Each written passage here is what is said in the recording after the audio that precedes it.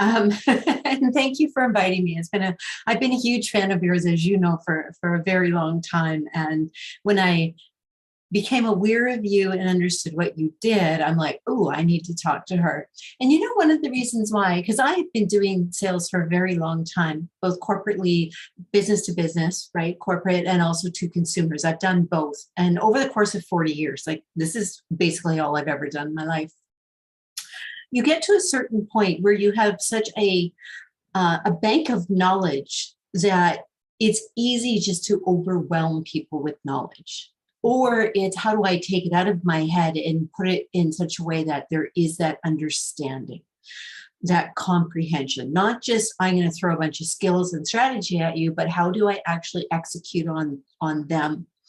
What I really want to do in all of my work is to create self-directed people, self-directed leadership, so that they can navigate any sales leadership position with confidence and with clarity. Sales is all about communication. Am I communicating? Am I articulating? And am I doing it in a way that people can understand? And then with that understanding, are they able to do something with it?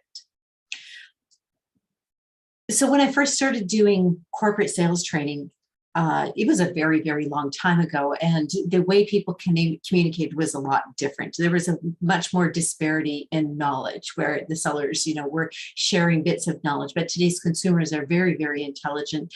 And so the dialogue needed to change.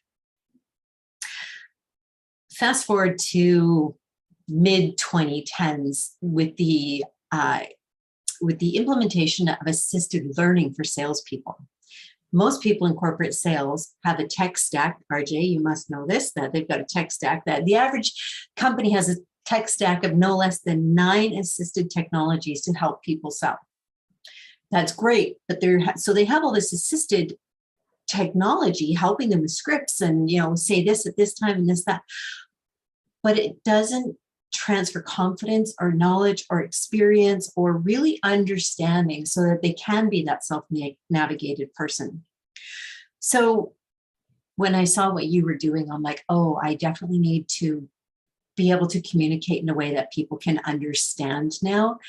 And I've been successful at it, but I'm also one to always be learning and always be making sure that what I'm saying is landing in a way that people are empowered to do something with it.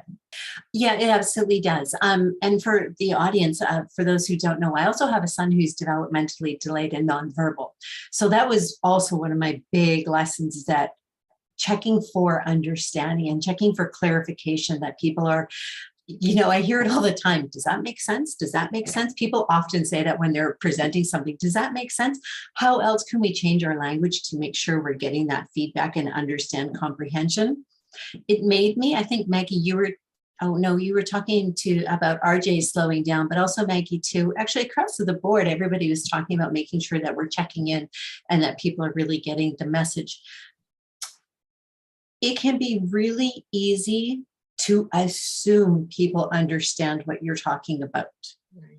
And even coming down to agreed upon language, right? We see it all the time in corporate print training, safety training, and things like that. They talk about how to do things, but there's not agreed upon language, right? So even things just like that, it was just, when I understood that this profession existed, this adult learning, it made me stop and assess everything I was doing. What is the absolute purpose of doing this? Is it necessary? How does it bring value? How does it change the results?